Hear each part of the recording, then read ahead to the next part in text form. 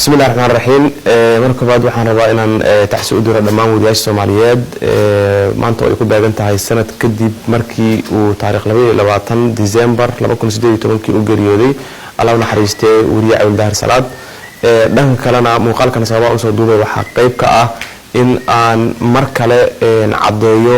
in haba yaraatee wax laga qabtay iyo cadaalad la horkeenay aysan jirin shakhsi ka tirsan dawladda Soomaaliya gaar ahaan xukuumadda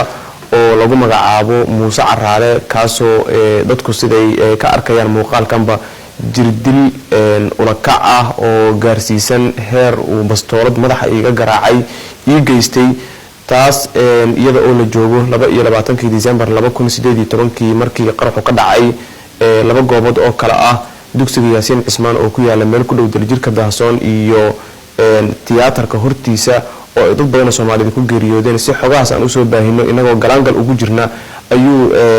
jirdil qaasa ii geystay kaamiradan waxay qabatay isagoo dhibaato ii geysanaya ilaa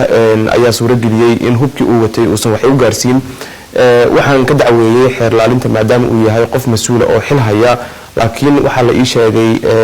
maalmo lala maqnaa dokumentiga aan dacwada ku gudbiyay kadib in aan wax dacwo ah laga aqbalaynin oo aan ku soo oogayo shakhsigaas lagu magacaabo Muuse Caraale oo jirdilkaas muuqaalka aad ka arkaysaan ii geysanayay iyo dhibaato kale oo aysan kaamiradu qaban sida daraadeed markii aan tagay xeer laalinta waxa la ii sheegay inaan dacwadeeda la aqbali karin taas badalkeedana waxaad ogtihiin in inta dawladdu u xirtay maxkamadda la isoo taagay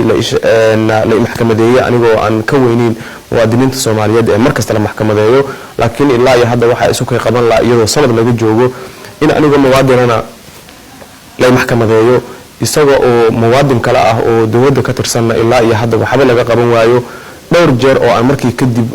kula kulmay meelo kala duwan wali sidii buu u sii waday hajuumaadda uu ii geysanayay si shakhsiya wali waxaan codsanayaa in sharciga la hor keeno ninka sheeganaya in uusan jirin sharci qaban kara afcadna uu iigu sheegay waa mahadsantihiin